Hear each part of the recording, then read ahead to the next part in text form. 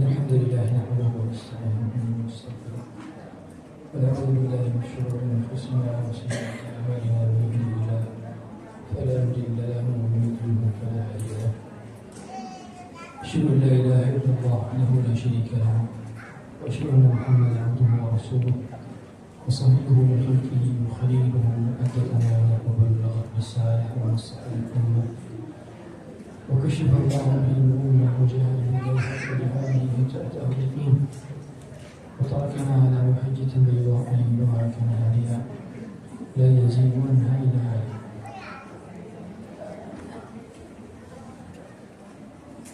اللهم صل وسلم وزد وبارك وانعم وكرم ومجد على عبدك ورسولك محمد صلى الله عليه وعلى آله وصحبه وسلم. وقال عز وجل يا أيها الذين آمنوا اتقوا الله حق تقاته ولا تموتن إلا وأنتم مسلمون. وقال عز وجل يا أيها الذين آمنوا اتقوا الله وقولوا قولا سديدا يصلح لكم أعمالكم ويذهب لكم ذنوبكم ومن يطع الله ورسوله فقد فاز فوزا عظيما. أما بعد فإن أصدق الحديث كتاب الله وخير الهدى هدى محمد صلى الله عليه وسلم وشر الأمور محدثاتها وكل محدثة في دين الله بدعة وكل بدعة ضلالة وكل ضلالة في النار. اللهم إنا نسألك علما نافعا ونعوذ بك من علم لا ينفع. اللهم انفعنا بما علمتنا وعلمنا ما ينفعنا وزدنا علما. اللهم اصلح امورنا كلها. اللهم اصلح ولاة امورنا واصلح امور بلادنا وشعبنا انه ولي ذلك والقادر عليه. في حضرات الله عز وجل, mohon dikondisikan suasana ketenangan di majelis ilmu, karena yang hadir bukan hanya manusia, tetapi juga malaikat ikut turut hadir, melepaskan sayapnya, bahkan menurunkan sayapnya untuk para penuntut. Nabi sallallahu alaihi wasallam mengatakan, "Inna Allah la tad'u ajniha inna malaikatan la tad'u ajnihataha li talibil ilmi al-gham bima yad'u." Para malaikat menurunkan sayap-sayapnya khusus untuk menuntut ilmu, karena ridho terhadap apa yang sedang dia cari. Maka kita jaga kondusivitas ini di Allah, dan kita teladani para sahabat Rasulullah SAW ketika mereka menimba ilmu dari Nabi SAW. Kata para sahabat, "Ka'anna ala ru'usihim tayr." Saking khusyuknya majelis Rasulullah SAW, kepala para sahabat itu tidak ada yang bergerak, seolah-olah di kepala mereka ada burung. Kita tahu burung tidak akan mau hinggap di tempat yang bergerak, sehingga saking diamnya, saking khusyuknya, saking tenangnya para sahabat Nabi SAW, dideskripsikan cara mereka menimba ilmu adalah dengan diam. Baik diam lisannya maupun diam gerakan tubuh, karena mereka sedang memuliakan ayat-ayat Al-Quran yang sedang dibaca dan hadis-hadis Nabi sallallahu alaihi wasallam yang sedang dibaca.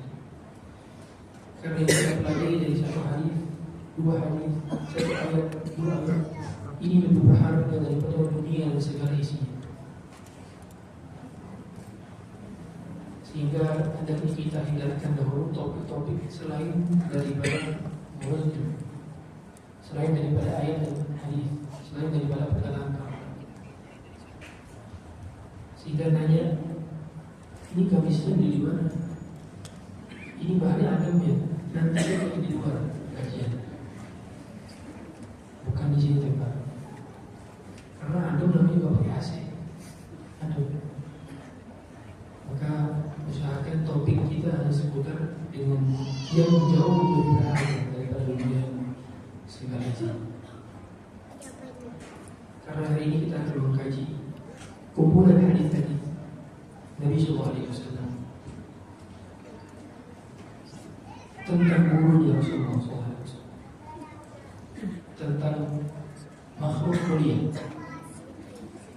yang iman kepadanya termasuk rukun iman. Makhluk yang sangat besar dan jumlahnya sangat banyak. Saking banyaknya kata Nabi Sallallahu Alaihi Wasallam, setiap 4 jengkal pasti ada malaikat yang sedang sujud. Ini menandakan bahwa jumlah mereka sangat banyak. Di langit sangat banyak. Setiap hari masuk Baitul Rahman 70.000, dan yang masuk itu keluar dan tidak masuk lagi. Dan itu jumlah yang sangat banyak. Mereka hamba-hamba Allah yang tidak pernah berbuat maksiat. La yasbiqunahu bil qawl. Bahkan mereka tidak bisa mengucap, mereka tidak mau dan tidak mungkin mengucapkan perkataan yang mendahului Allah, yang mana Allah belum pernah sampaikan itu. Mereka tidak mau. La yasbiqunahu bil qawl. Dan mereka senantiasa mengerjakan apa yang diperintah. Mereka tidak makan, mereka tidak minum, tetapi mereka adalah hamba-hamba Allah yang mulia, yang dengan doanya maka hamba-hamba Allah yang lain pun mendapatkan rahmat, mendapatkan keberkahan, dan sudah pasti doa mereka diijabah. Maka hari ini kita akan mengkaji agar didoakan malaikat, agar didoakan oleh makhluk Allah yang bernama malaikat. Kita tahu bahwa malaikat tidak semua nama-namanya diketahui. Tidak semua nama-namanya diketahui. Bahkan ada beberapa nama-nama malaikat itu hadis berasal dari hadis yang lain. Beberapa nama malaikat berasal dari hadis yang lain. Tetapi poinnya, kita percaya ada makhluk yang lebih gaib daripada jin. Kalau jin, keberadaannya seringkali membuat kita merinding, ada perasaan. Tapi kalau malaikat lebih gaib, lebih gak kerasa, karena mereka tercipta dari cahaya.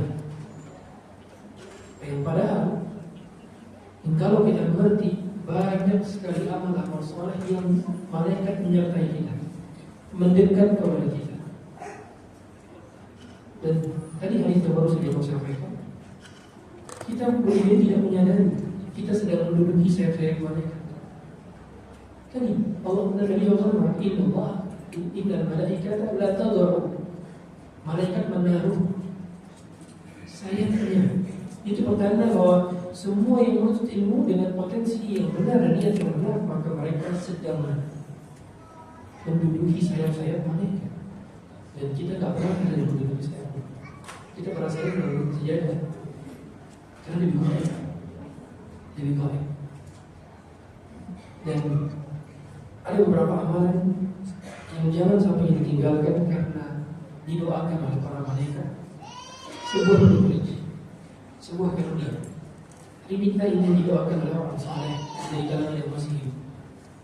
Seandainya ada Rasulullah SAW yang masih hidup, kita pun akan minta doanya. Sebagaimana para sahabat Nabi SAW, mereka berlomba-lomba untuk minta doa Rasulullah SAW, dan boleh meminta doa orang yang masih hidup.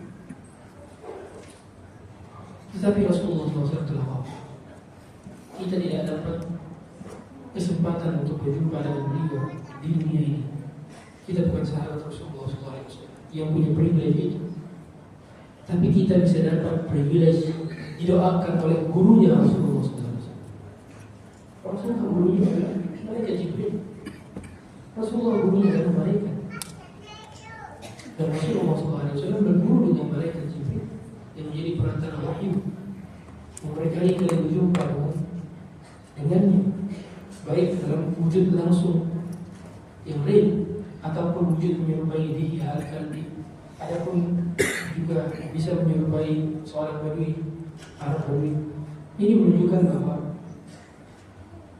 malaikat mereka adalah guru-gurunya Rasulullah SAW.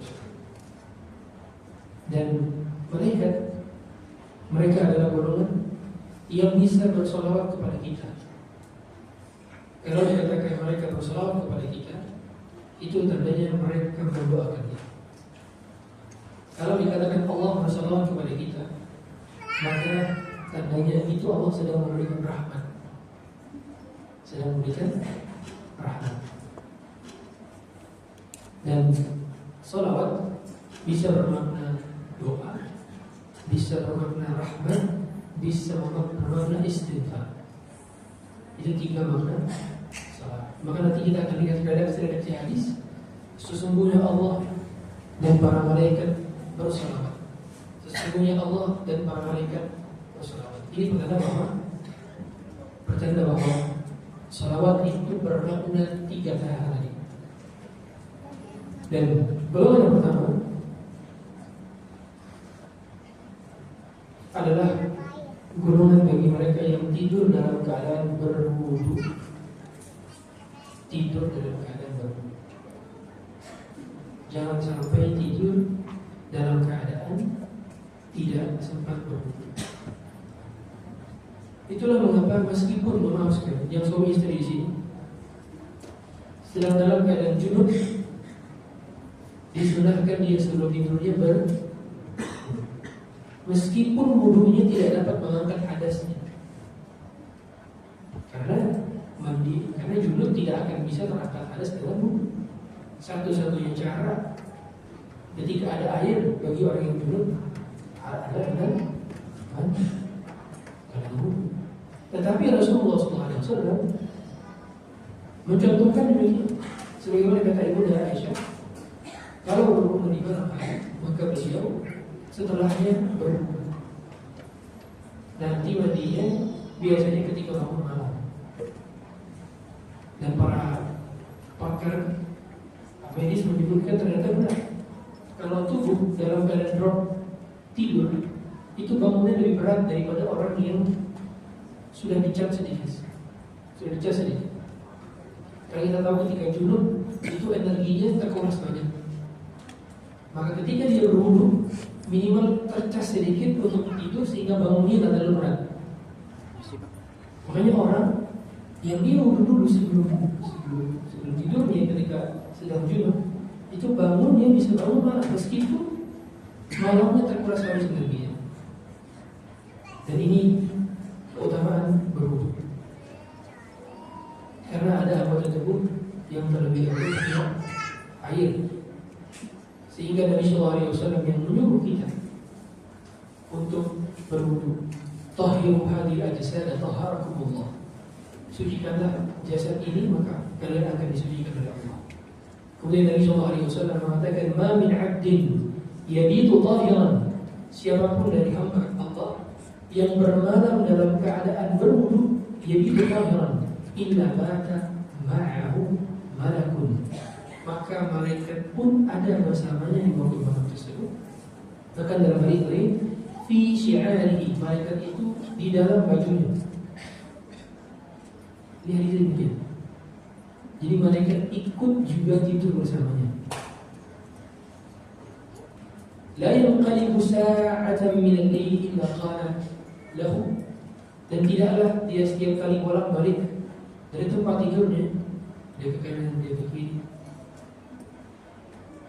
kecuali malaikat setiap kali dia bolak-balik mengatakan Allahumma ighfir lahu, Allahumma arhamhu. Ya Allah, ampunilah dia, ya Allah, rahmatilah dia. Di sini ada yang pernah itu berapa kali dirinya bolak-balik ketika tidur? Enggak lah, Ustaz. Kalau dihitung hanya tidur. Karena yang bisa dihitung orang sadar. Dan ini menunjukkan bahwa wudunya kita di sebelum tidur itu mendapatkan rahmat. Terlebih lagi membaca doa seperti itu. Terlebih lagi sempat melakukan amal saleh dengan itu seperti membaca Quran. Terlebih lagi bisa juga menghadap ke sebelah kanan dari posisi tubuhnya, bahkan bisa menghadap kiblat. Dicari kiblat terlebih dahulu dan menghadap ke kiblat. Dan itulah tidurnya Rasulullah SAW. Tidurnya Rasulullah SAW dengan kasur yang tidak empuk, hanya tikar yang dilapis, tikar yang dilipat. Ini menunjukkan bahwa tikar beliau SAW sangatlah keras. Dan ternyata itu tikar yang paling baik, yang paling bagus untuk kesehatan. Karena Semakin empuk seringkali tidak bagus untuk struktur pembentukan tulang. Hanya banyak orang-orang yang justru mencari kasur yang tidak terlalu empuk. Dan ternyata Rasulullah SAW pernah tidur dalam kondisi demikian. Dan ini semua berawal dari seorang yang setiap di malam harinya dia bersuci. Ustaz, meskipun saya dalam keadaan demikian kemudian buang angin lagi, bagaimana Ustaz? Ya ulang lagi. Dan seringkali kalau kita biasakan mengatur tempo, timing, kapan buang angin, dia akan mengikuti ritme tubuh kita. Makanya berdoa kepada Allah. Kalau seandainya Anda memiliki masalah pada pencernaan, berdoa. Coba ruqyah sekali-kali. Karena kita bisa meruqyah sendiri. Terlebih lagi membacakan doa-doa pada anggota tubuh yang bermasalah. Kalau orang yang biasanya tahu tempo, dia akan ngerti kapan perlu buang angin. Tapi bagi orang yang terbiasa buang angin sembarangan, akhirnya dia harus ngikuti tempo khususnya. Yang akhirnya harusnya dia tidak perlu wudhu lagi, dia akan perlu wudhu lagi. Makanya coba berdoa kepada Allah. Sampaikan kepada berdoa sebagaimana doa Nabi SAW ketika meruqyah. Pegang dengan tangan kanan di bagian yang sakit, ucapkan Bismillah 3 kali. Bismillah, Bismillah, Bismillah. A'udzu bi'izzatillahi wa qudratihi min syarri ma ajidu wa uhadir. 7 kali. Dalam hadis yang sahih, Nabi SAW ketika meruqyah seseorang maka beliau menggunakan alat bukti. Dan begitu pula ketika menyembuh orang sakit. Dan dia akan sampaikan ada salah satu keutamaan dilakukan oleh para malaikat di antara menyembuh orang sakit. Yang punya privilege seperti ini dokter, suster atau ibu bekerja di rumah sakit. Dan itu kesempatan besar ya untuk dapat doa malaikat. Bisa kita lakukan demikian. Dan jangan ragu. Karena sekali kita ragu, ya seperti itu pula doa kita akan dijawab. Karena doa tidak akan dijawab dari orang yang ragu. Dan orang yang ragu. Dahulu makanya pernah ada orang sakit perut lapor kepada Nabi SAW. Kata Nabi SAW kasih madu. Dia pulang. Balik lagi ke Nabi SAW bilang masih sakit, kasih madu. Dia pulang. Balik lagi ke Nabi SAW. Nabi katakan hal yang sama, kasih madu. Perut kamu yang dusta memilih benar. Ya. Boleh jadi orang ketika minum hal yang memang menjadi sunnah Nabi SAW jadi madu, dia nggak benar-benar yakin kalau itu dapat menyembuhkan. Jadi yang didustakan perutnya, lambungnya, bukan hadisnya. Karena ini hadis, habatus sauda itu hadis, kurma ajwa itu hadis. Jadi kalau ada orang katakan racun ketika sudah makan 7 butir kurma ajwa yang jaminan Rasulullah SAW man tasaddaqa bisab'i tamaratin ajwa lam yadurruhu dhalika al-yawm summun wala sihrun. Siapa yang berhari-hari memakan 7 butir kurma ajwa, maka tidak akan pernah kena racun dan sihir. Jadi kalau ada yang kena racun, berarti dia tak yakin dengan racun. Karena ini hadis, dan hadis tidak mungkin salah. Wahyu tidak mungkin keliru. Karena dia adalah perkataan Rasulullah SAW, dan Rasulullah tidak mungkin berdasarkan hawa nafsu. Menyentuh oleh hawa. Ini poin. Sehingga yakin, dan syarat doa ijabah itu yakin. Kata Nabi SAW, "Qulullah wa antum muqinun bil ijabah." Berdoa dan kalian yakin bahwa doa kalian diijabah. Bahkan apabila seseorang telah berwudu sebelum tidurnya, kemudian kebangun di tengah malam karena kegelisahan, karena suatu hal yang tercokol dan mengganjal di hatinya, kemudian dia berdoa, maka Allah pun akan mengijabah doanya langsung seperti itu. Kata Nabi SAW, "Ma min muslimin yabitu ala dzikrin tahiran." Siapa di antara muslim yang tidur dalam keadaan berzikir, tidurnya berzikir, kemudian dalam keadaan bersuci, yaitu tahiran. Fa yata'ammaru min al-lail, kemudian dia bangun di malam hari. Fa yas'alullaha khairan min ad-dunya wal akhirah illa ata'iyah. Kemudian dia minta kebaikan dunia dan akhirat, maka Allah pun akan berikan itu semua kepadanya. Jadi ketika bangun malam, dia langsung mohon kepada Allah, semuanya diijabah. Apalagi kalau bangun dia seperti malam terakhir, apalagi dia sholat tahajud, kemudian dia berdoa setelahnya, karena Allah telah sedang turun ke langit dunia. Ditambah lagi penghujung malam, dia nggak langsung menghabiskan malamnya dengan hal yang sia-sia, dia malah justru beristighfar.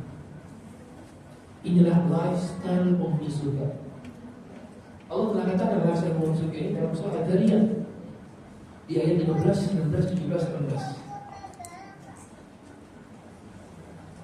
Kata Allah Ta'ala, Innal muttaqina fi jannatin wa 'uyun. Sesungguhnya para penghuni surga itu berada dalam kebun-kebun yang rindang dan mata air surga. Innal muttaqina fi jannatin wa 'uyun.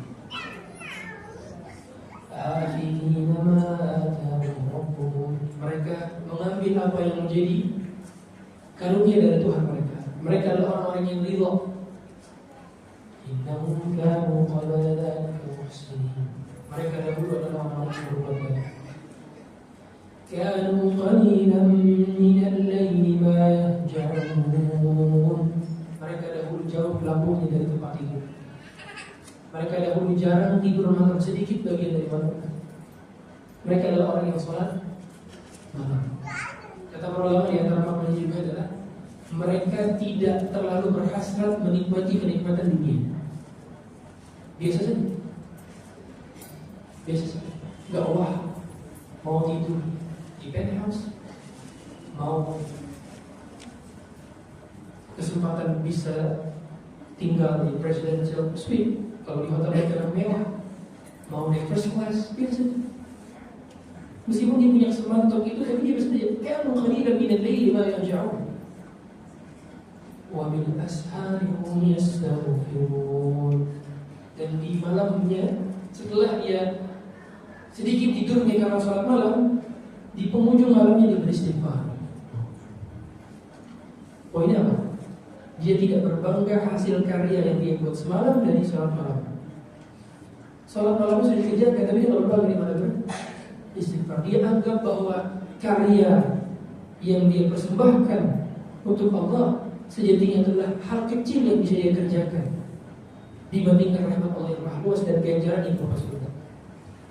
Itulah mengapa dianjurkan beristighfar di waktu malam, karena memang malam adalah penutup bagi amalan-amalan kekasih-kekasihnya. Kalau ingin menjadi kekasih Allah, maka berarti malam yang harus bangun, tidak tidur. Yang kedua, doa malaikat akan Allah berikan kepada mereka yang menunggu waktu sholat berikutnya dari sholat yang telah dia kerjakan. Jadi nunggu waktu sholat ke sholat, karena setiap waktu sholat ke sholat itu punya potensi didoakan oleh mereka. Kata Nabi SAW, ahadukum baqa'an yamtadil salah fi salah ma lam yuhdith ta'tadi'u lahu al-malaika Allahumma ighfir lahu Allahumma arhamhu. Seseorang yang berada di tempat sholatnya, tempat duduknya, ketika selesai sholat, kemudian dia menunggu sholat berikutnya, dia tidak beranjak dan dia tidak berhadas, dan dia juga tidak mengganggu orang lain. Dia nggak ganggu dengan suara scrolling dan TikTok dan Reels ini berjam-jam. Dia nggak ganggu dengan baca Quran yang keras-keras jika yang sholat terganggu. Dia nggak ganggu dan tidak berhadas, artinya tetap dalam kondisi wudhu. Itulah kenapa yang paling memungkinkan untuk kita semua bisa mendapatkan potensi ini adalah waktu sholat kapan? Maghrib ke Isya. Maghrib ke Isya. Karena waktunya paling pendek. Waktu paling pendek. Tapi itu di negara tropis, negara tropis. Kalau negara Eropa lagi summer, itu maghribnya bisa jam 7, Isya jam 10. Itu. Apalagi negara-negara Skandinavia, negara-negara yang tidak ada malamnya. Pernah di waktu sama di waktu winter tidak ada siangnya. Dan kita bisa punya potensi ini, dan beruntunglah memang kita yang tinggal di negara-negara tropis. Waktu sholatnya teratur. Ketika winter summer nggak ada, karena kita cuma musim hujan dan musim kemarau. Maka nggak banyak signifikan. Sehingga kalau dari subuh ke zuhur lama, zuhur ke asar, asar ke maghrib masih lama. Apalagi isya ke subuh lebih lama. Yang paling possible maghrib isya. Dan ini tentu bagi bapak-bapak ya. Dan bagi ibu bisa bagi ibu. Gimana? Di tempat sholatnya. Itulah kenapa bagi ibu hendaknya punya space yang dipakai terus-terusan untuk sholat. Dan tempat paling afdal adalah dalam ruangan paling private di rumahnya. Jadi ruangan yang gak kelihatan orang sama sekali, kecuali pasangannya, anaknya. Orang lain pun gak bisa ketahui ruangan tersebut. Karena sebaik-baik tempat sholat bagi wanita itu di rumah. Kamar lebih baik daripada ruang tengah, apalagi ruang tamu. Dan space kecil di kamar lebih baik daripada kamar bagian tempat itu. Semakin mendekat, makanya soft wanita paling belakang paling baik. Khairu sufufir rijal awwaluha wa khairu sufufin nisa akhiruha. Sebaik-baik softnya wanita itu paling belakang. Paling belakang, bukan berdepan. Ada yang mau pindah belakang? Karena memang wanita dianjurkan untuk tertutup, dianjurkan untuk tidak tampil, dianjurkan untuk bersembunyi. Semakin bersembunyi semakin tinggi kualitasnya. Semakin ingin tampil semakin rendah kualitasnya. Itulah kenapa para wanita jangan sampai tampil di sosmed meskipun seujung kuku kaki. Jangan sampai. Ini nasihat penting bagi para wanita. Karena Anda itu mutiara berharga. Jangan tampil. Kalau bisa satu dunia gak ada yang tahu wajah Anda kecuali pasangan Anda yang keluarga. Karena memang wanita itu tersembunyi, dihargai dengan ketersembunyian. Semakin tersembunyi, semakin bernilailah derajatnya di sisi Allah. Karena Ibunda Aisyah kita tidak pernah tahu bagaimana wajahnya. Ibunda Khadijah kita tidak pernah tahu bagaimana wajahnya. Tapi yang kita tahu karyanya, yang kita tahu amal solehnya, kita tahu ketakwaannya. Dan itulah kita hidup, bukan dari sekedar penampilan fisik, tapi kita hidup dengan amalan-amalan soleh yang menyertainya. Dan bahkan orang yang dia menunggu waktu sholat, dia mendapatkan pahala sholat dalam penantian terhadap sholat yang lain. Kata Nabi SAW, la yazalu ahadukum fi salatin ma dama fi salat. Yang tadi bersalat. Setiap di antara kalian itu tetap dihitung sebagai orang yang sedang sholat selama dia menunggu sholat berikutnya. Jadi kalau kita tunggu waktu sholat isya setelah sholat maghrib, duduk sambil berzikir, baca Quran di tempat yang sama dan tidak mengganggu, tidak berhadas, sehingga berarti kalau tidak berhadas kemungkinan besar ini sudah clear dengan urusan hadas itu sebelum maghrib. Karena kalau hadas terputus doa mereka. Jadi poinnya gimana caranya sebelum maghrib sudah beres semua urusan dapur, urusan kamar mandi, sudah bersih, sudah wangi, masjid ini bapak-bapak ya koneksi. kemudian duduk di tempat sholat, setelah sholat sampai sholat isya, maka dia berpahala sholat. Sholat 2 rakaat aja itu minimalnya 5 menit, 3 sampai 5 menit, 2 rakaat rukunnya saja. Kalau dia dipenuhi dengan bacaan Quran di dalam sholatnya, dipenuhi dengan khusyuan, panjang sujudnya, dinikmati tartil bacaan Al-Fatihahnya, bacaan suratnya, iftitahnya, ruku dan sujudnya tartil semua, enggak buru-buru, enggak gitu, tapi menikmati. Bismillahirrahmanirrahim. Alhamdulillah ya Rabbil alamin. Menikmati sampai dia menghayati hati dan bisa nangis. Itu sebentar. Dan itu kualitasnya jauh lebih tinggi. Karena ada ulama yang saking banyaknya sholat sunnah, sehari semalam itu total sholat sunnahnya, tahajudnya, duhanya, qobliyah, ba'diyahnya itu sampai 300 rakaat. Siapa itu? Imam Ahmad. Imam Ahmad kalau lebih sehat 300 rakaat. Begitu di penjara sakit, banyak terluka tubuhnya, berkurang jadi berapa? Berkurang jadi 50, berkurang jadi 150. Itu sakit itu. Sehatnya 300. Dan ini sebenarnya bahwa beliau adalah ahli sunnah. Dan juga kita mendapatkan privilege umumnya kalau sedang berada di masjid bisa doa di antara azan dan iqamah. Karena kesempatan untuk berdoa di dalam masjid ketika sedang azan kita bisa jawab, kemudian kita bisa doa setelah. Kalau lagi di luar itu kadang-kadang gak kepikiran, kadang-kadang sibuk masih dengan orang, ketemu orang, masih perlu pamitan dan sebagainya. Akhirnya nggak sempat berdoa, nggak sempat lagi sholat tahiyatul masjid. Inilah poinnya kenapa ketika datang sebelum azan privilege jauh lebih banyak. Bisa sholat tahiyatul masjid, bisa menunggu azan dapat pahala sholat, bisa lagi qobliyah. Nah ini juga poin. Sholat sunnah qobliyah bisa digabung dengan sholat sunnah tahiyatul masjid. Kalau sholat tahiyatul masjid, kalau sholat qobliyahnya di masjid, begitu pula bisa digabung dengan sholat sunnah wudhu. Sunnah wudhu. Karena ulama menyampaikan itu semua adalah rangkaian yang tidak terpisah. Orang setelah wudhu dan dia setelah masuk masjid dan kebetulan waktunya sudah masuk sholat tapi belum iqamah, berarti kan dia punya 3 kesempatan sekaligus. Maka dia bisa mengajarkan 2 rakaat dengan 3 niat.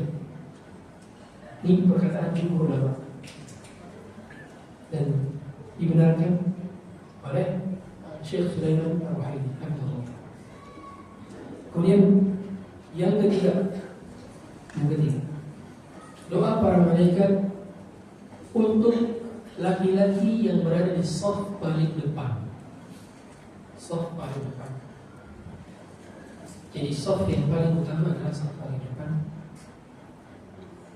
Posisi menentukan prestasi itu benar. Semakin depan shaf salatnya, semakin dapat banyak keuntungan, privilege, margin, profit dari doa-doa para malaikat dan dari hari-hari Nabi sallallahu alaihi wasallam. Kata Nabi sallallahu alaihi wasallam, "Innallaha wa malaikatahu yusholluna 'ala as-saffil awwal." Sesungguhnya Allah dan malaikat. Kalau Allah tadi apa namanya?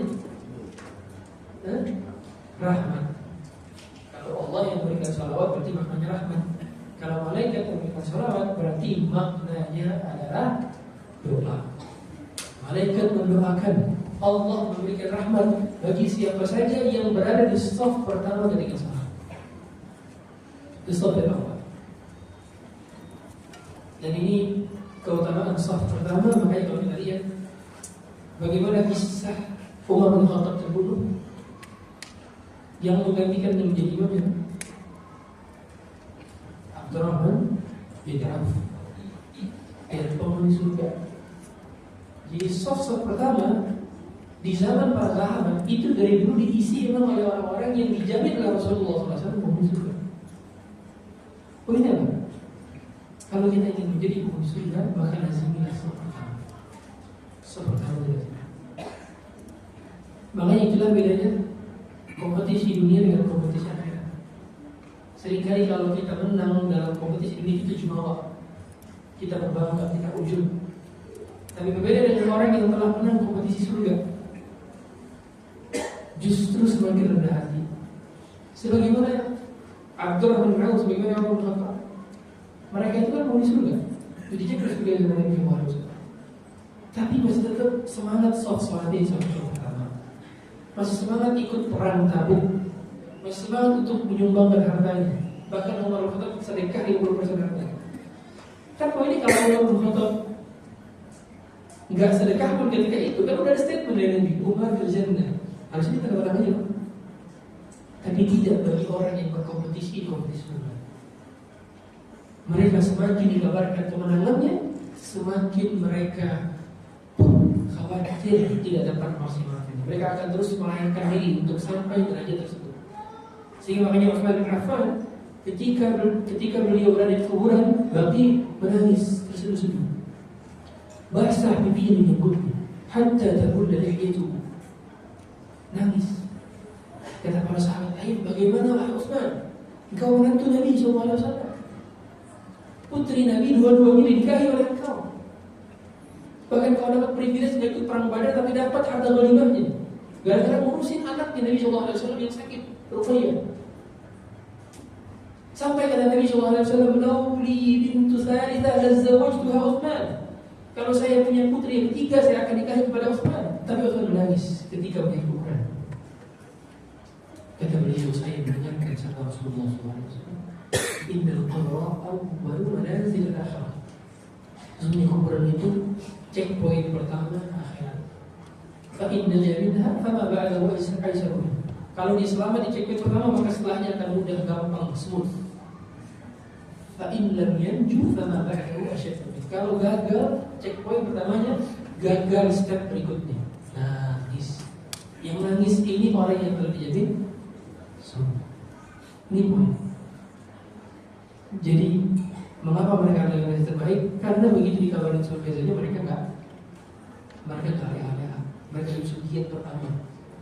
Apalagi kita yang harusnya tidak dijamin surga, harusnya kita lebih giat teramat daripada para sahabat. Hadirin hadirat Allah SWT. Nabi SAW juga pernah mengatakan, "Lau ya'lamun nas ma fi nida wa shafil awal." Seandainya orang-orang itu tahu pahala besar yang didapatkan bagi orang yang berada di shaf pertama dan jadi muadzin. Jadi muadzin dan shaf pertama. Summa lam yajidu illa istahamu alaihi lastahamu. Illa an yastahimu lastahamu. Apabila seseorang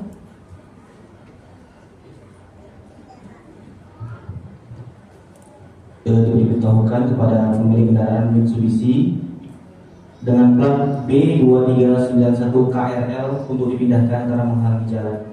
B2391 KRL, mobil Mitsubishi. Terima kasih. Kata Nabi SAW, "Lau ya'lamun nas ma fi dzikr." Seandainya orang itu tahu keutamaan daripada azan atau menjadi muadzin dan juga keutamaan berada di shaf awal, shaf pertama, dan mereka nggak bisa mendapatkannya kecuali dengan cara diundi, mereka akan mengundi. Jadi seandainya ada undian, kita buat undian untuk orang-orang yang ingin berada pertama, maka mereka akan mengundinya. Jadi poinnya kita kan biasanya kalau demand yang ada, supply sedikit, akan ada undian. Poinnya, mengapa dalam perkara sholat pertama kita tidak ada undian? Karena sedikit orang yang berhasrat, tidak banyak. Ini poin. Itulah mengapa jalur-jalur menuju surga itu sejatinya dikerjakan oleh orang-orang yang istiqomah dan sedikit. Makanya ada di sabda Umar bin Khattab, orang berdoa, "Allahumma ja'alni minal aqallin." Ya Allah, jadikanlah aku sebagai minoritas. Umar bertanya, maksudmu apa? Menjadi minoritas.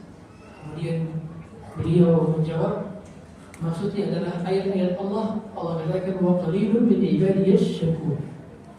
Dan sedikit sekali hamba-hambaku yang bersyukur. Berarti orang-orang yang berkualitas selalu sedikit. Buktinya diamnya sedikit. Makanya gak diundi. Kenapa jadi muadzin gak diundi? Karena diamnya sedikit.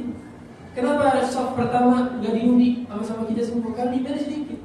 Seandainya diamnya banyak, kita pun akan membuat undian untuk berada di saf pertama. Dan itu kata Nabi SAW. Kan diundi. Sebelum berangkat saya diundi siapa yang bisa pertama saf pertama. Kalau tahu keutamaannya. Jadi poinnya, banyak amalan-amalan yang besar-besar tapi ringan dikerjakan, itu dirahasiakan pahala-pahala besarnya. Kita tidak pernah tahu eksak pahalanya seperti apa, saking besarnya dan keutamaannya seperti apa, kecuali di akhirat. Salah satunya adalah di saf pertama. Yang Allah yang Nabi SAW kabarkan cuma disalamati oleh malaikat dan Allah. Tapi masih banyak hal yang lain yang belum disampaikan. Next, yang berapa kemudian? Yang keempat. Yang keempat, bagi lagi. Bagi yang soft sholatnya di bagian kanan. Bagian kanan. Bagian kanan siapa? Bagian kanan imam. Bagian kanan imam. Karena ada hadis dari Nabi SAW yang sahih, innallaha wa malaikatahu yusalluna ala mayaminus suhuf. Sungguhnya Allah dan para malaikat memberikan salawat kepada saf-saf bagian kanan. Saf bagian kanan. Nah, semenjak saat itu Nabi SAW salah satu keutamaannya juga beliau itu terbiasa kalau setelah sholat beliau setelah balik badan ke jemaah, beliau juga madhab kanan. Makanya kalau kita imam terkadang madhab kanan, terkadang madhab belakang. Karena dua-duanya berada di jalan dengan Rasulullah SAW. Tapi nggak pernah ke kiri. Nah, jadi pilihannya berdua, madhab belakang atau ke kanan. Tapi menyampaikan demikian. Akhirnya kata Barra bin Azib, kunna idza sallaina khalfa Rasulillah sallallahu alaihi wasallam, dahulu kita kalau salat di belakang Rasulullah sallallahu alaihi wasallam, ahbabna an nakuna an yaminihi yuqbilu wajhihi. Kita itu senang kalau kita berada di sebelah kanan, karena Nabi sallallahu alaihi wasallam itu menghadap kanan dan berhadapan dengan kami, dengan wajah-wajah kami. Jadi para sahabat itu senang berhadapan dengan wajah Rasulullah, karena indah dan nikmat melihat wajah Rasulullah. Dilihatin sama Nabi SAW itu merupakan privilege yang luar biasa. Makanya para sahabat senang sholatnya di sebelah sebelah kanan. Karena kalau di belakang persis biasanya adalah Abu Bakar, biasanya Umar, dan memang mereka yang akan menjadi imam kalau Nabi berhalangan. Maka sahabat-sahabat lain di sebelah kanan. Dan ini mengatakan kami senang. Berarti mereka memprioritaskan shaf sebelah kanan. Diisi dulu sebelah kanannya, baru sebelah kiri. Diisi kan di tengah kanan habis, baru kiri. Itu pastinya. Jadi tengah dulu, kanan habis, baru kiri. Itu tahapannya kalau lagi kita sholat lihat shaf. Tengah dulu, cari sebelah kanan isi, baru kiri. Kok nggak langsung pojok besar ya? Kalau langsung pojok nggak rapat tuh. Kan harus rapat. Karena berarti diisi di bagian tengah dulu. Nah, isi baru seperti itu anjurannya. Kemudian yang ke-5, yang kelima, salawat malaikat bagi mereka yang menyambung shaf. Menyambung shaf salat. Lagi tentang salat. Perhatian besar malaikat tentang salat sampai didoain berkali-kali. Nyambung salat didoain, nyambung salat didoain, sebelah kanan didoain. Tentang salat semuanya. Dan gak main-main doa malaikat. Makhluk yang gak pernah dosa, makhluk yang diijabah setiap hari. Kata Nabi SAW, Inna Allah wa malaikatahu yusalluna 'alal ladzina yasiluna as-sufuf. Sesungguhnya Allah dan para malaikat menyambung saf salat bagi sesungguhnya Allah dan para malaikat berselawat kepada mereka yang menyambung saf salat. Maksud menyambung saf salat itu adalah menempelkan bahu kepada bahu. Menempelkan bahu kepada bahu. Jadi yang utama dan diprioritaskan adalah tempelnya bahu. Bukan tempel kaki dulu. Keliru. Jadi bahu dulu yang tempel, baru kaki. Bukan kaki dilebarin sehingga akhirnya bahunya baru tempel. Karena para sahabat itu mereka menyambung bahu dengan bahu dulu, baru kaki dengan kaki. Makanya ukuran kaki mereka sesuai dengan ukuran bahu. Ini poin. Makanya kita rapatin bahu. Kalau orang rapat, harus rapatin bahu. Itu poin. Dan itu ada hadis dari Nabi SAW. Para sahabat itu saking bersemangatnya mereka menempelkan bahu dengan bahu mereka, kemudian baru betis dengan betis, kaki dengan kaki. Karena kalau mulai dengan kaki duluan, ujung-ujungnya bahunya jangan tempel. Jangan tempel karena mulai apalagi kaki sengaja dilebarin sehingga akhirnya bahunya gak tempel. Harusnya bahunya dulu baru kakinya ikut. Nah, jadi kakinya belakangan setelah bahu. Dan itu menyambungkan soft maksudnya. Menyambung soft. Gak berjauhan, diisi yang kosong-kosong. Dan sampai pentingnya masalah soft, ada surah yang bernama surah as-soft. Saling tinggi soft. Jadi umat Islam itu adalah umat yang paling tertib dan umat yang paling rapih. Karena masalah barisan aja diatur dalam satu surat. Masalah baris berbaris. Itu kan kalau Anda lihat bagaimana tata cara salat itu seperti komando militer. Jadi kalau komando militer itu kan kalau kita gerak, gerak berubah. Dan kita udah jadi ketika sholat. Geraknya kita sebagai makmum itu ketika imam mengatakan baru balik. Jadi bukan dari Allah, itu dari kita. Toh pada saat imam mau rukuk, Allahu Akbar, baru sujud, baru rukuk. Jangan bareng, karena kalau pas bareng Allah jadi bareng sama imam. Sedangkan kita nggak boleh mendahului imam setelah imam. Itu kan seperti komando yang merapi, instruksi yang membuat kita akhirnya taat kepada pemimpin dan kemaslahatan dari sebuah masyarakat terjadi disebabkan karena yang dipimpin mau dipimpin dan yang memimpin mau menginstruksikan sesuatu. Inilah kenapa Allah Ta'ala mengatakan dalam surah As-Saff, Inna Allah yuhibbul ladzina yuqatiluna fi sabilihi saffan ka'annahum bunyanun marsus. Allah itu senang kalau kalian berperang, kalian safnya rapi-rapi seperti bangunan yang kokoh. Dan itu kekokohan, kepersatuan, keguyuban bermasyarakat hanya dapat terjadi kalau kita mau memulainya dari saf salat. Jadi tidak perlu ngomong kita ini harus bersatu, kita ini harus menjadi orang yang guyup bermasyarakat. Tapi saf saja nggak merapat, jauh berarti. Jauh. Karena saf itu hal yang paling real yang kita bisa saksikan. Anda mau berjamaah atau tidak itu kan bagian dari konsekuensi bermasyarakat. Yang ketemu 5 kali sehari minimal itu kan dari sholat berjamaah. Dan itu bukti kalau kita mau bermasyarakat. Jadi umat Islam yang mengikuti sunnah Nabi Sallallahu Alaihi Wasallam adalah orang yang paling pandai dalam bermasyarakat karena mereka sholat waktu dan mereka mau menempelkan soft. Ini poin.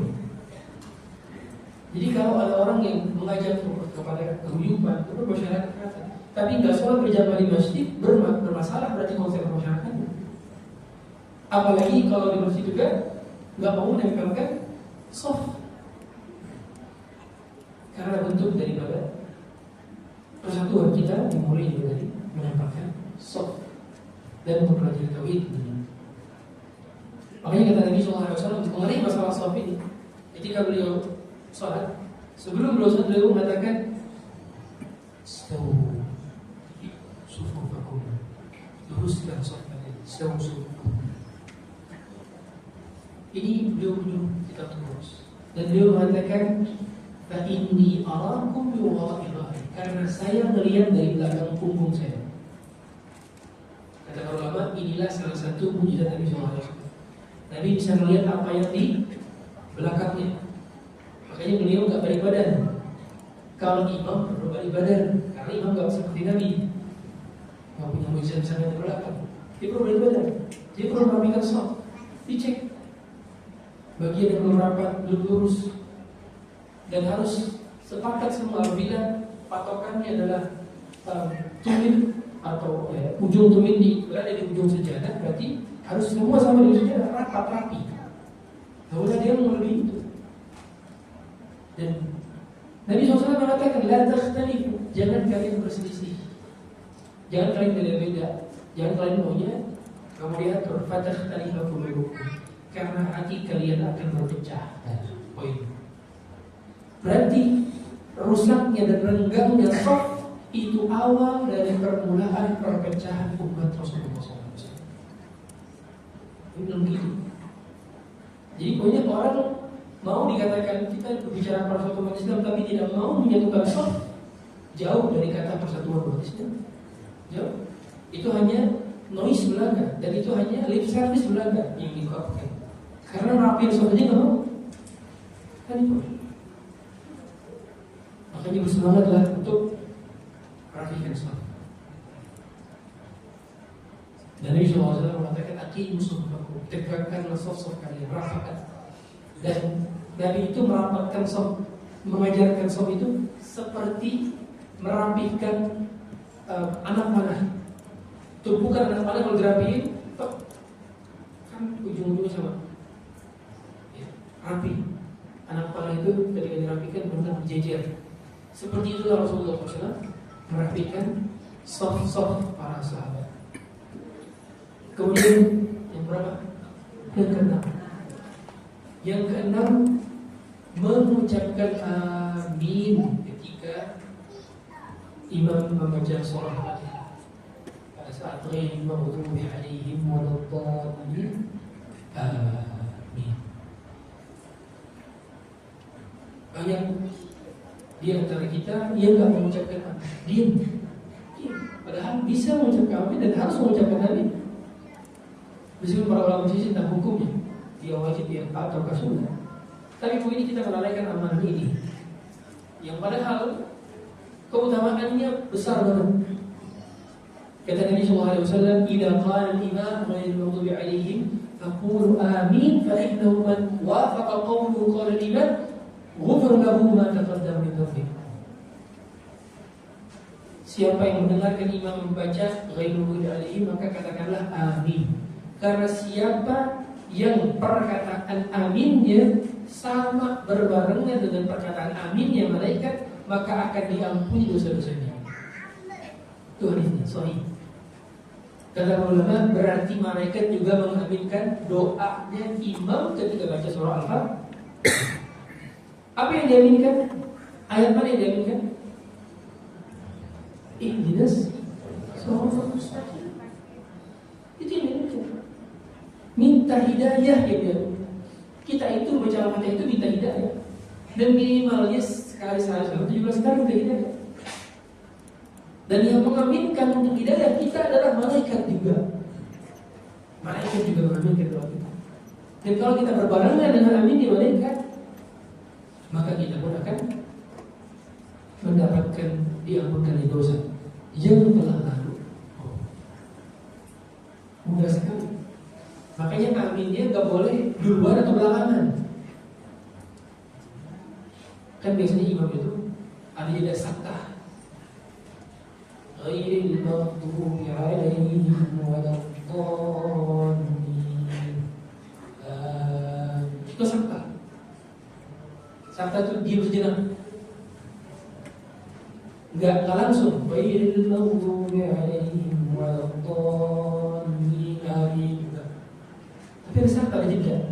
Nah, sakta itu gunanya itu apa? Untuk membarengi di aminnya jemaah dengan aminnya para itu.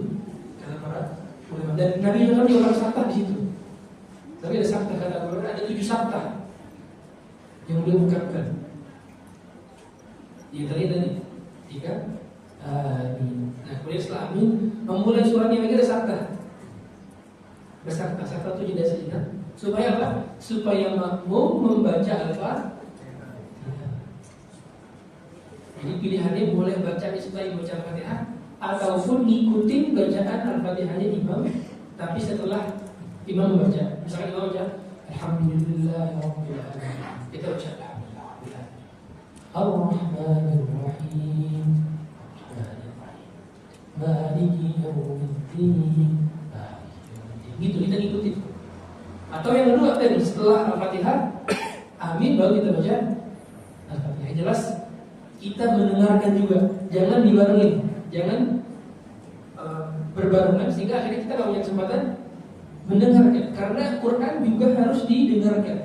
Allah Taala mengatakan wa idza quri'al Quran fastami'u lahu wa ansitu. Kalau Quran dibacakan maka didengarkan. Ansitu. Jadi akan diampuni dosanya. Kemudian yang berikutnya, bagi mereka salawat malaikat Allah Taala juga diberikan kepada mereka yang salat subuh dan salat asar berjamaah. Salat subuh dan salat asar berjamaah. Jadi kalau ibu-ibu bisa juga berjamaah tapi di rumah bersama perempuan-perempuan lain ataupun suaminya sholat 2 kali bisa dan boleh. Suaminya sholat sunnah mutlak misalkan, atau suaminya sholat sunnah di rumah gitu ya. Kalau kaitannya dengan sholat sunnah kan bisa dikerjakan kalau bisa sholat sunnah. Maka dia bisa sholat nanti makmumnya meniatkan menjadi imam. Dan itu yang dikerjakan oleh Mu'adz bin Jabal. Mu'adz sholat isya'nya 2 kali. Sholat isya' menjadi makmum kepada Nabi SAW dan sholat isya' kepada kampungnya, kepada RW-nya. Sholat 2 kali. Dan itu sedekah.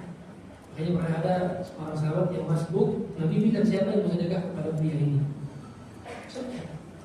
Supaya pahala berjamaah dan pahala berjamaah kita tahu 27 derajat kalau jahar, 25 derajat kalau sir.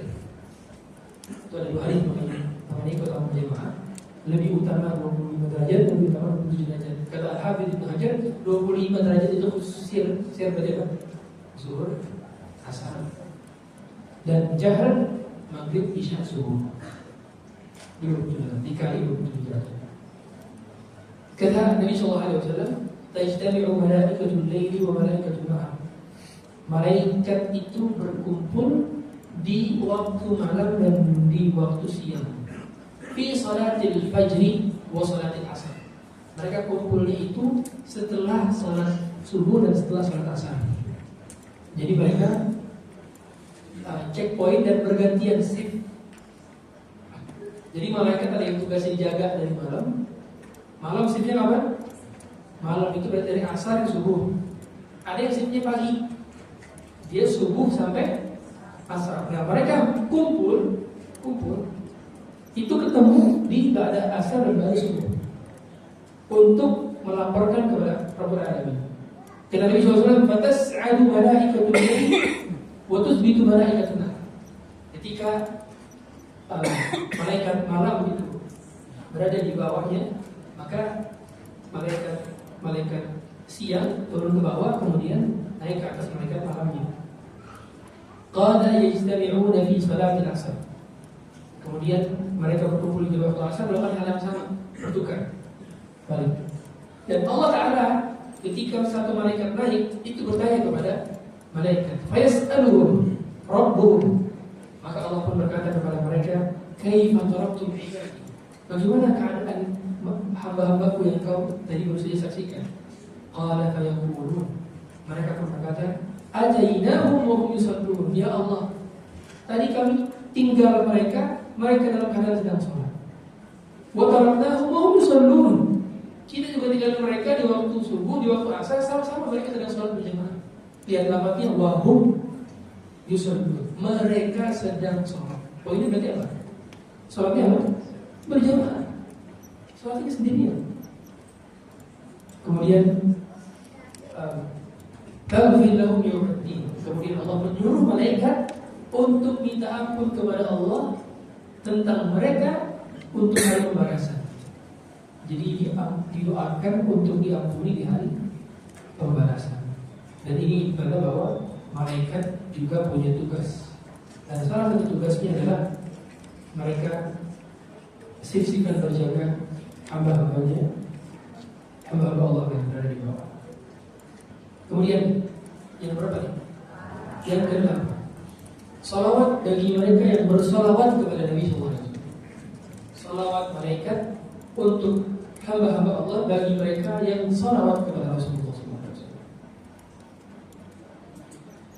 Kata Nabi SAW, "Man shalla ala Rasulillah SAW." Oh, ini kata Abdullah bin Amr. Kata sahabat Nabi SAW, siapa yang bersalawat kepada Rasulullah SAW, sallallahu alaihi wa malaikatuhu 70 salatan, maka malaikat pun akan bersalawat kepada 70 kali. Dia salawat cuma sekali kepada Nabi SAW, dan malaikat pun membalasnya dengan doa 70 kali. Makanya kata Nabi SAW, "Faliyaqil 'abdun min dzalika aw liyakthir." Maka dengan demikian perbanyaklah, jangan cukup dengan sekali. Dan utamanya adalah di hari Jumat. Perbanyak salawat. Allahumma shalli ala Muhammad. Salawat atau salawat Ibrahim.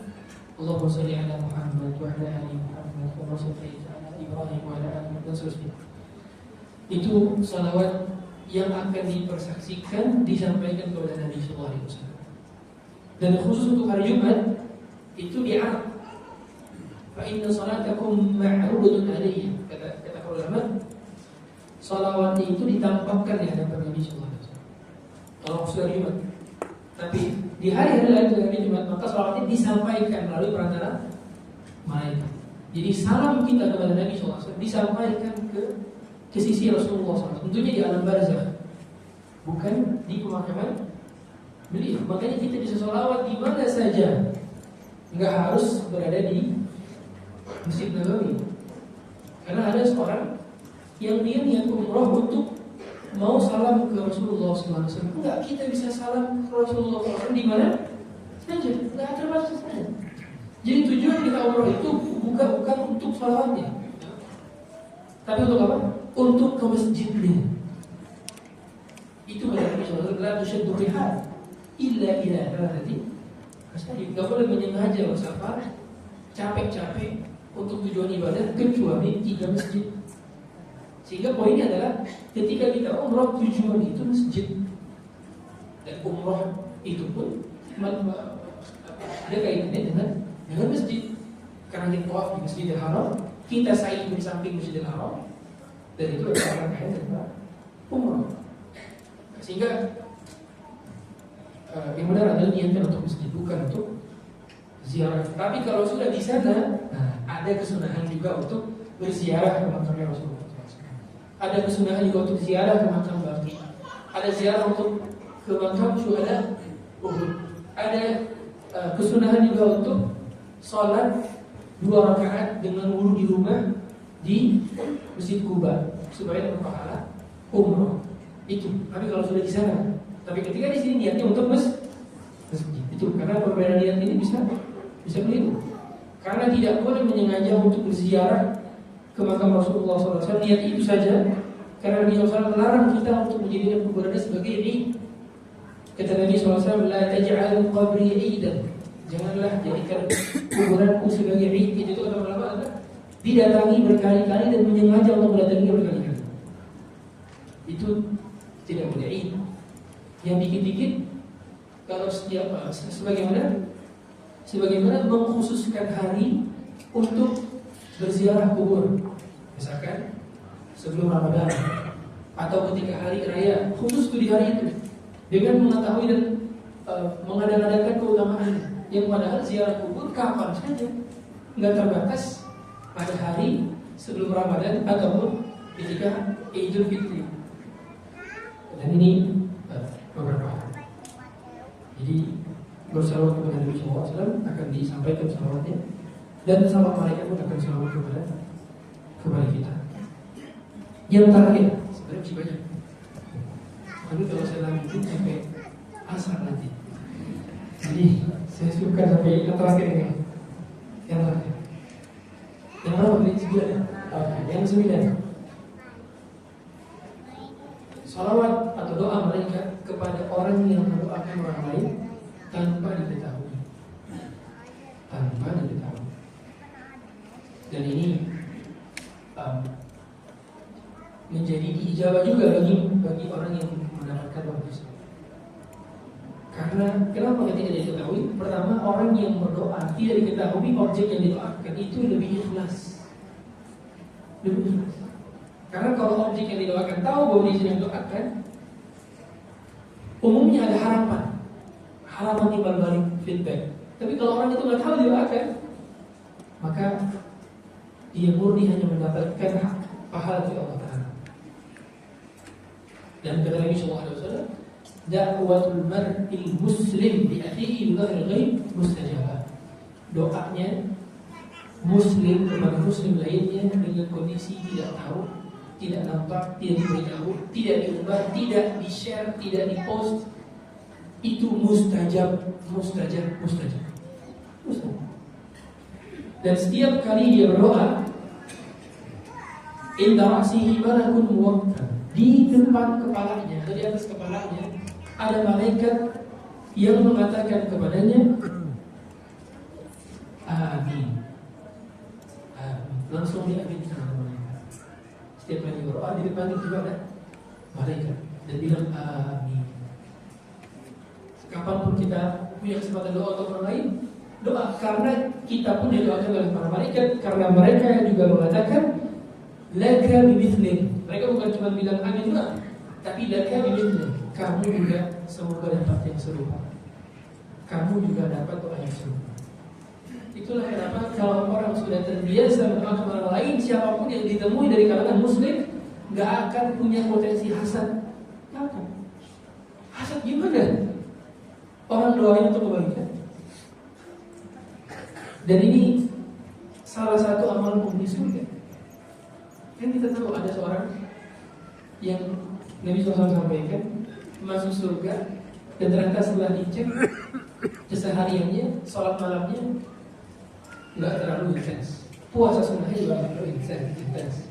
Bahkan ketika dicek oleh Abu Nas ketika dicek oleh Abdullah bin Amr bin As, itu nggak sholat malam di mana itu, dan nggak puasa di siangnya. Dan ternyata amal solehnya berat. Amal solehnya adalah dia nggak punya perasaan hasad kepada siapapun dari hamba Allah, dan memaafkan seluruh hamba Allah yang pernah berbuat kesalahan kepadanya di hari tersebut. Tiap malam banyak begitu. Kata Abdullah bin Amr bin As ketika dengar itu perkataan ini, kata beliau, hadzal ladzi la nutiqu. Ini yang kita nggak mampu, ini yang kita sulit. Kalau puasa kita nggak bisa puasa, kalau mati kita juga bisa sholat.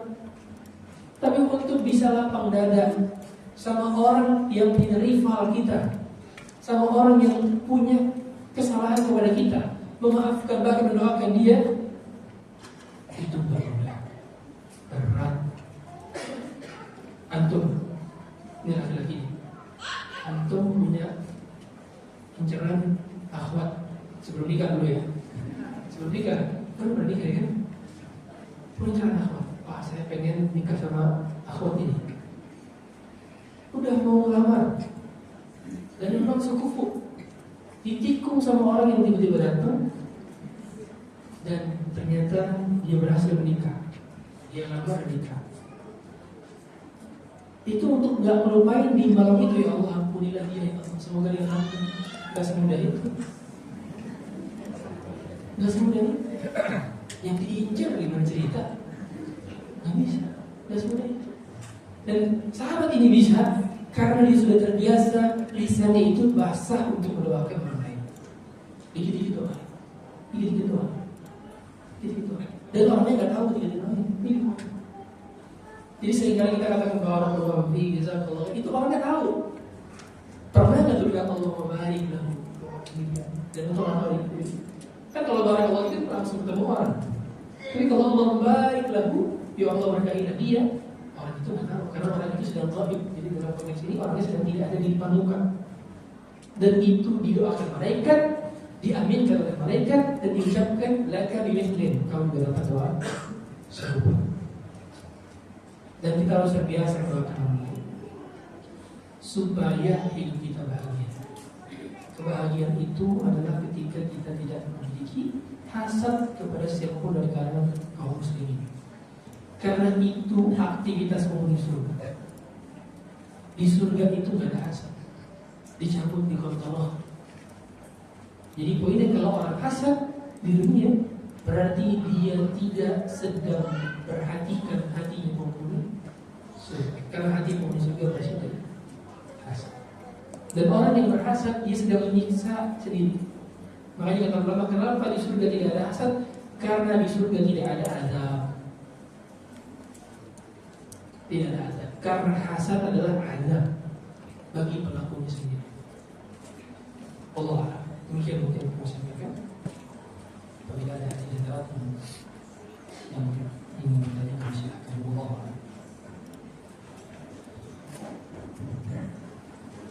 Ada banyak pertanyaan Ustaz di sini.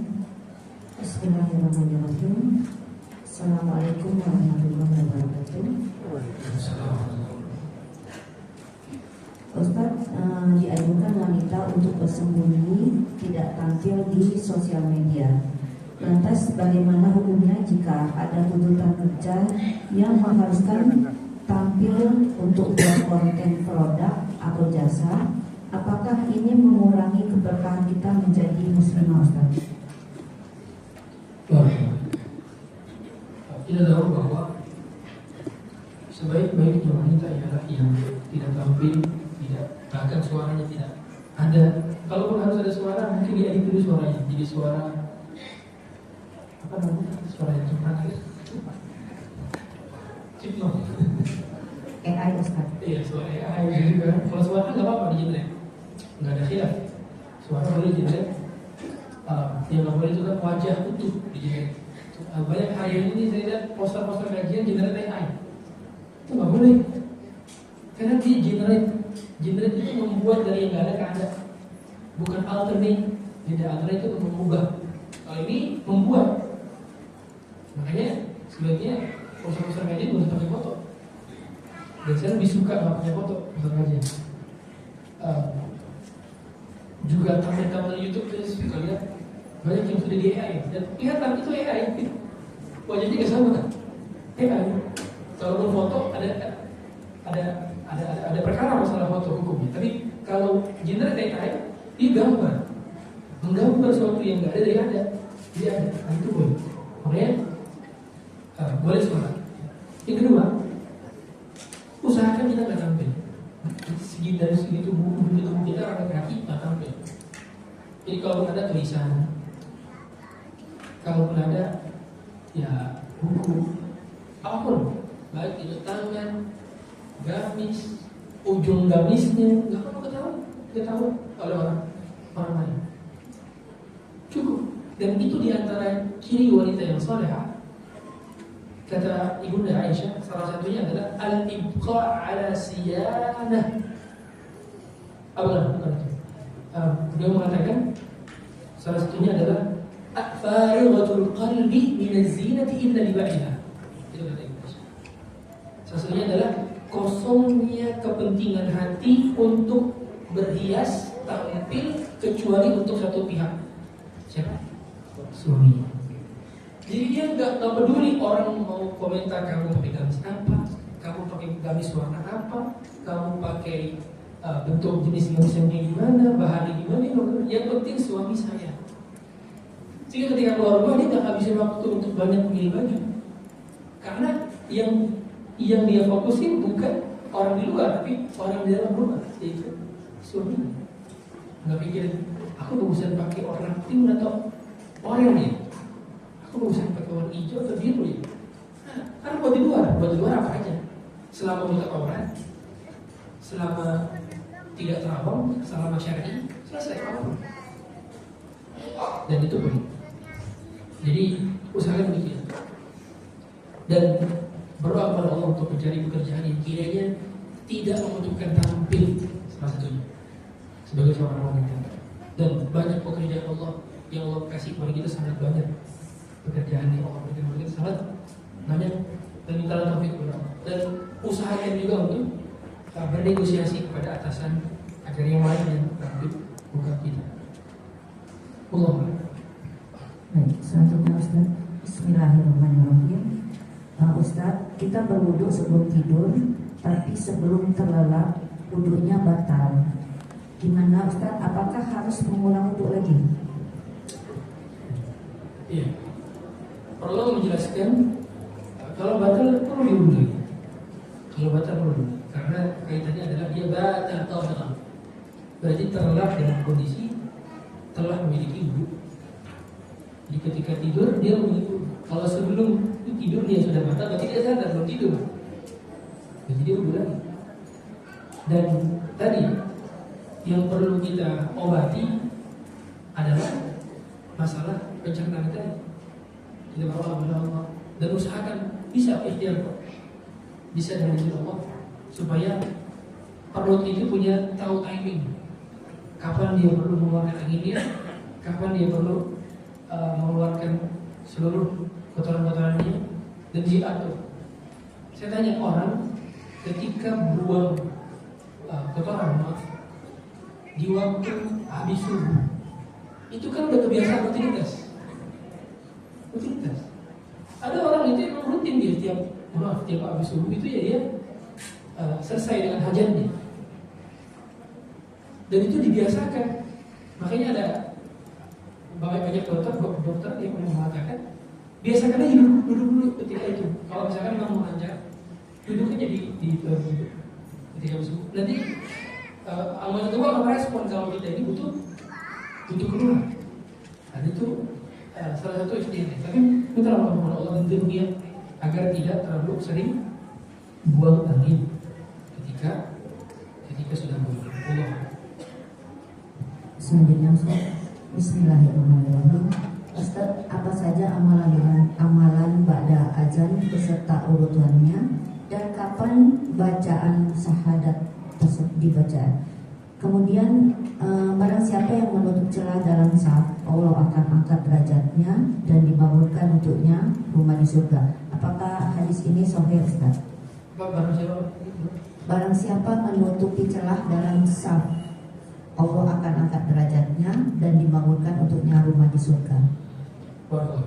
Untuk yang kedua saya tidak tahu hadisnya. Untuk yang pertama, tidak apa? Apa saja amalan-amalan ba'da azan beserta urutannya Ustaz? Oke.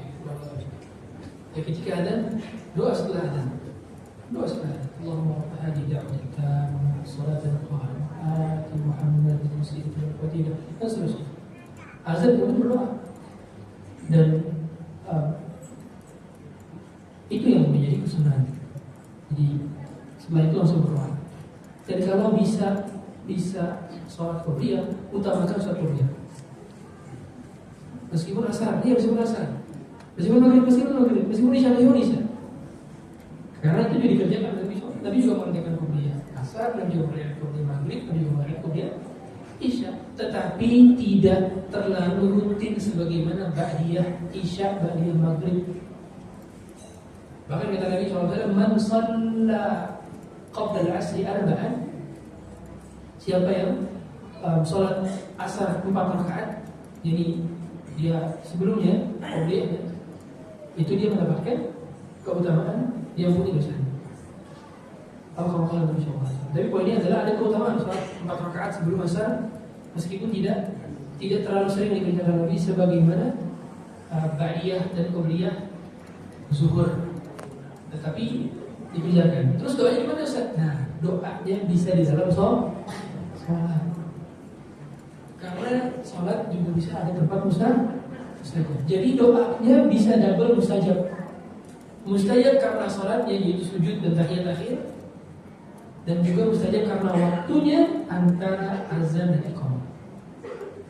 Double mustajab. Jadi dilama-lamakan sujudnya. Dan bukan sujud terakhir saja dilamakan, tapi setiap sujud itu lama.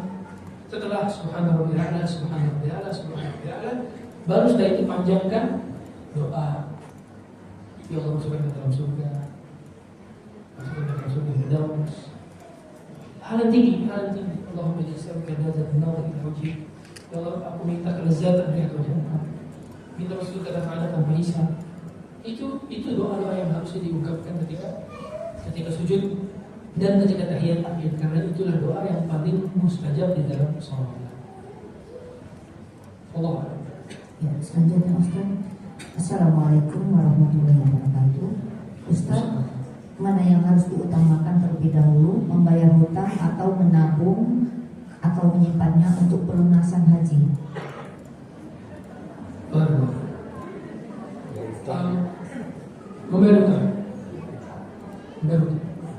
Membayar hutang wajib.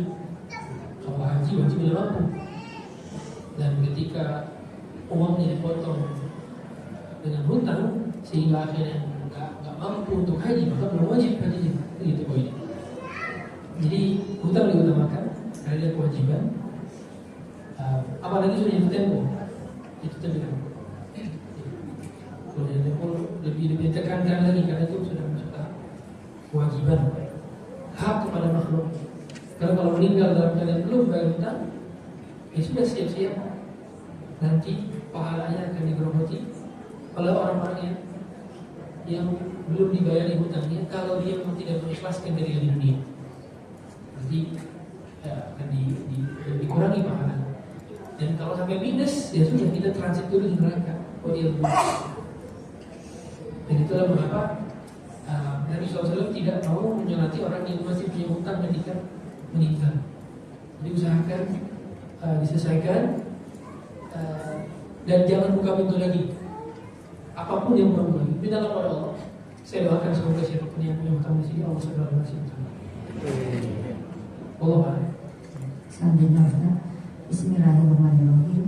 Ustaz, mohon nasihatnya untuk para remaja supaya tidak bermudah-mudah mengucapkan kata-kata kotor yang dianggap biasa dalam pergaulan saat ini, seperti mohon maaf, anjir dan sebagainya Ustaz.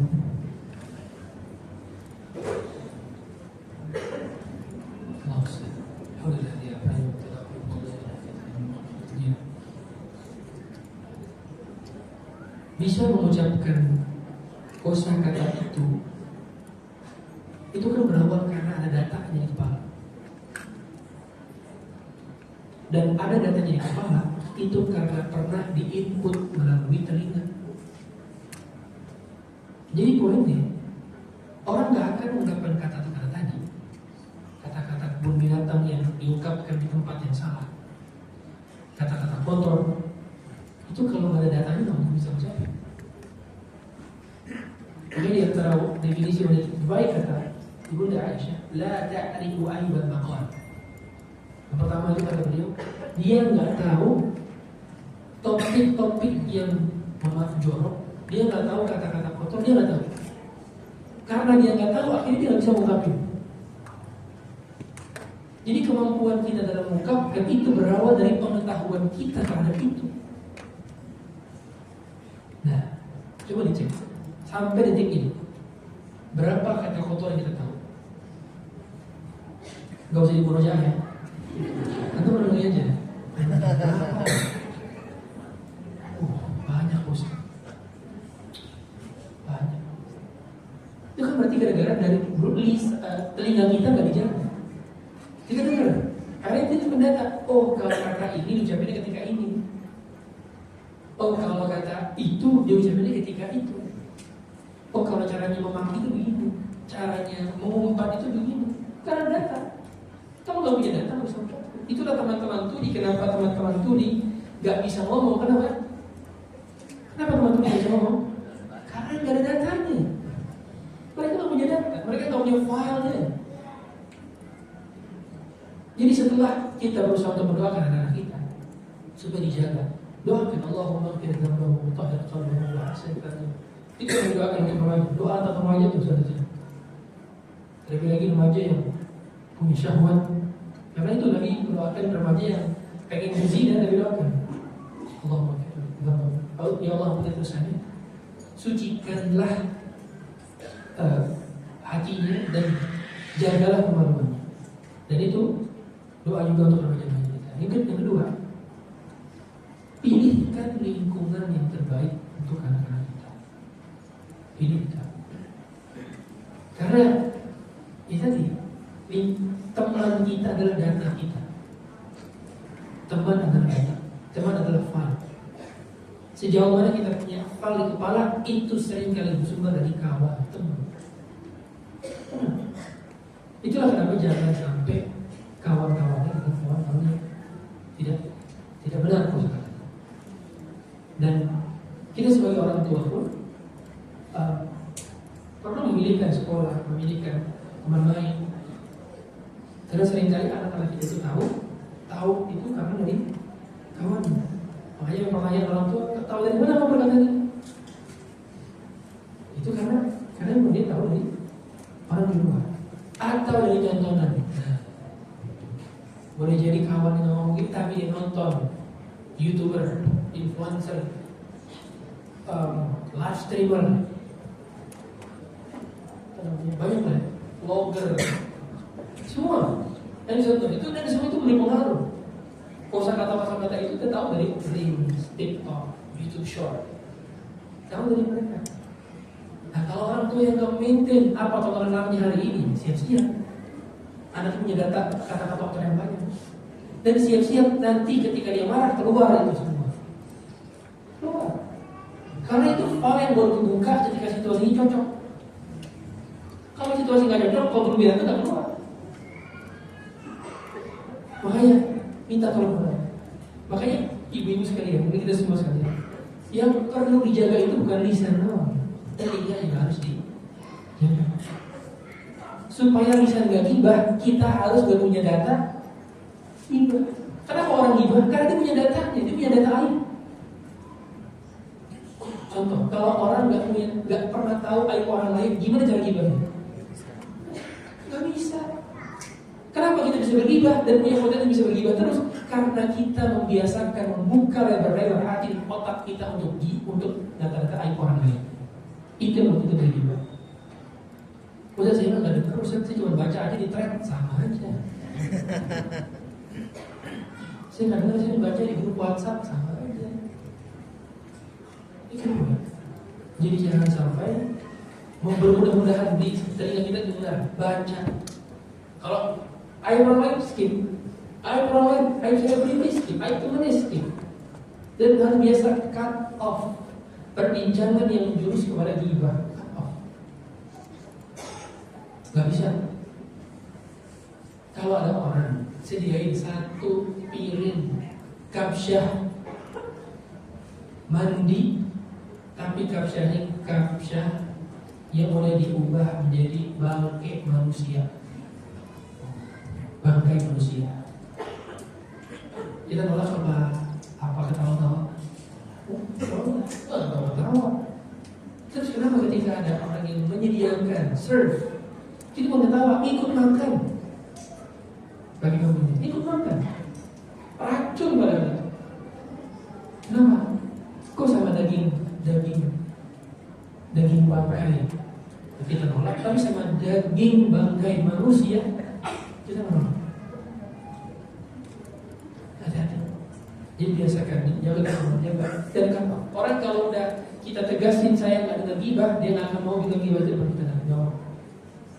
Kalau kita sudah kasih prinsip, kita sudah kasih boundaries, batasan. Saya orangnya nggak suka gibah. Jadi kalau bisa gibah jangan depan saya. Orang nggak akan mau. Sama kayak orang boleh ditutup pintunya di depan, dia nggak akan datang kalau pintu itu lagi. Dia akan cari pahala. Yang kalau ditutup semua, dia akan datang. Itulah kenapa pentingnya punya ketegasan di dalam pergaulan. Kalau kita nggak tegas, kita akan dikasih terus. Sama seperti tadi, orang yang nyediain daging kambing busuk kepada kita, dan kita diemin, dia akan datang lagi dengan bawa hal yang sama. Tapi kalau kita tolak, dia akan datang lagi. Makanya orang yang ghibah itu temannya juga orang yang suka. Oh. Selanjutnya Ustaz, Bismillahirrahmanirrahim. Ustaz, jika ketika sholat berjamaah setelah kami ikut kajian, bagaimana seharusnya kami lakukan ketika di saat sholat diisi jamaah, padahal ada 2 tiang? Apakah kami juga harus menutup saf tersebut Ustaz? Dan bagaimana jika dalam masjid tersebut ada 2 tiang, sedangkan jamaahnya begitu banyak? Apakah tetap diisi saf atau bagaimana Ustaz? Barakallahu. Ada ungkapan dari Anas bin Malik mengenai ini.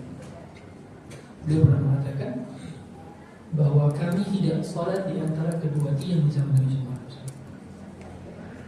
Jadi makanya kalau sholatnya masih lenggang, nggak terlalu padat, itu dihindarkan ya, karena itu pemutus soft. Tiang itu menjadi pemutus soft kalau space-nya itu masih lenggang. Dan ini juga poin jadi bagi DKM ya. Ketika ada tiang, nggak usah dikasih karpet, nggak usah dipaksain karpetnya dipotong. Oh udah, dipanatin di belakangnya aja, supaya tidak terputus softnya. Tapi kalau kaitannya memang itu butuh dipakai karena memang suka padat, sholat Jumat, sholat Id misalkan ya, memang bisa menampung di masjid, ataupun ketika tampil akbar banyak jemaahnya yang memang harus sholatnya itu dipakai bagian tersebut, maka nggak apa-apa. Tapi kalau umumnya biasanya memang nggak padat, nggak banyak ya, nggak usah dikasih karpet sih, supaya orang nggak ada yang sholat. Karena itu bisa mengurangi pahala sholat, sekaligus bisa memutus soft. Kalau memutus soft berarti nggak punya potensi dapat doa malaikat. Karena yang menyambung soft yang dapat doa malaikat tadi, Innallaha wa malaikatahu la yusholluna 'ala alladziina yusalluuna as-saff. Itu pentingnya menyambung soft. Allah. Ya. Satu lagi Ustaz. Bismillahirrahmanirrahim. Ustaz, ini pertanyaan perihal mihrab. Bagaimana kriteria mihrab seperti yang dicontohkan oleh para sahabiah? Apakah menyediakan space khusus yang proper di dalam kamar baru bisa disebut mihrab, atau sholatnya perempuan di kamarnya walaupun tidak ada space khusus, hanya di samping kasur dan menggelar sajadah? Apakah itu sudah bisa disebut sebagai mihrab? Mihrab atau tempat sholat memang diberikan secara khusus, tapi bukan berarti nggak bisa dipakai untuk tempat lain. Bukan berarti nggak bisa dipakai buat kegiatan selain sholat, bisa dipakai untuk yang lain. Tapi poinnya dia punya mengkhususkan satu tempat di mana dia mengaji tempat tersebut, dan tidak harus berpakai mihrab. Dan yang terpenting adalah tempat terpencil dalam rumahnya yang tidak diketahui oleh orang-orang yang bukan mahramnya. Jadi kalau ada orang non mahram yang lewat, itu nggak akan tahu tempat tersebut. Tapi bertakwa semampu kita, nggak harus dipaksain sampai harus pulang meskipun rumahnya cuma 2x2 atau 3x3 dipaksain. Ada space yang nggak boleh diubah, ini pokoknya tempat sholat. Nggak. Di Bunda Aisyah rumahnya sangat sempit sekali di sisi Nabi Sallallahu Alaihi Wasallam, tetapi tetap beliau sholat di tempat di mana beliau sholat. Dan begitu Nabi Sallallahu Alaihi Wasallam yang sholat sampai harus menempuh betisnya Bunda Aisyah, saking sempitnya. Ini berarti bahwa nggak ada space khusus yang beliau punya. Karena itulah yang beliau bisa mampu lakukan. Tapi kalau Maria memang punya. Maria itu kan punya tempat khusus mihrab, dan itu keutamaan bagi Maria. Dan memang bila mampu dipersilahkan. Jadi kalau memang punya ruangan yang cukup, silahkan bisa khususkan tempat setempat yang dimana biasanya manusia itu punya model kalau di tempat yang sudah dikondisikan dia akan melakukan aktivitas itu, dia nggak akan melakukan aktivitas yang lain. Sebagai contoh, ada orang yang kerja itu perlu ada laptop depannya. Begitu dia di tempat laptop, makanya mau nggak mau dia harus melakukan aktivitas itu karena dia sudah mengkondisikan dirinya di tempat tersebut melakukan aktivitas A. Nah, makanya mengapa ketika dia punya mihrab membantu dia untuk bisa lebih khusyuk dan fokus. Karena nggak ada aktivitas yang bisa dikerjakan, di kanan kirinya nggak ada gadget, nggak ada handphone, cuma ada Quran, cuma ada tempat untuk bermunajat, dan itulah yang bisa dilakukan. Tapi kalau nggak bisa, maka ketahuilah semaksimal kita. Demikian mungkin yang kami sampaikan. Ya, itu benar doa kafaratul majlis. Subhanallah wa bihamdihi, asyhadu an la ilaha illa anta, astaghfiruka wa atubu ilaik. Sallallahu alaihi wa sallam. Assalamualaikum warahmatullahi wabarakatuh.